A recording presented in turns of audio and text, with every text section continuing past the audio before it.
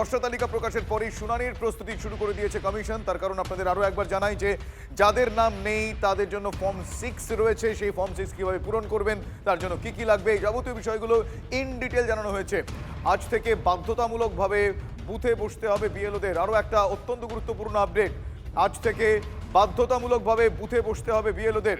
15ই জানুয়ারি পর্যন্ত বুথে বসতে হবে বিএলওদের। 15ই জানুয়ারি পর্যন্ত বুথে বসতে হবে বিএলওদের। 15ই জানুয়ারি পর্যন্ত অভিযোগ জানাতে পারবেন ভোটাররা। শুনানিতে কাদের ডাক জানাবেন বিএলওরাই। ভোটার তালিকার হার্ড কপি সংগ্রহ করতে বিএলও অফিসে, বিডিও অফিসে এই মুহূর্তে বিএলওদের ভিড়। বিডিও অফিসে এই মুহূর্তে বিএলওদের ভিড়। তার কারণ এই মুহূর্তে আপনাদের আরও একবার জানিয়ে রাখি, খসড়া তালিকা প্রকাশের পরেই এই মুহূর্তে শুনানি। কারণ যাদের যাদের নাম বাদ গিয়েছে, নাম নেই, বা যাদের যাদের শুনানিতে ডাকা হয়েছে তাদেরকে যেতে হবে, সেই প্রস্তুতি একটা বিরাট পর্ব, সেইটা ইতিমধ্যেই শুরু হয়ে গিয়েছে।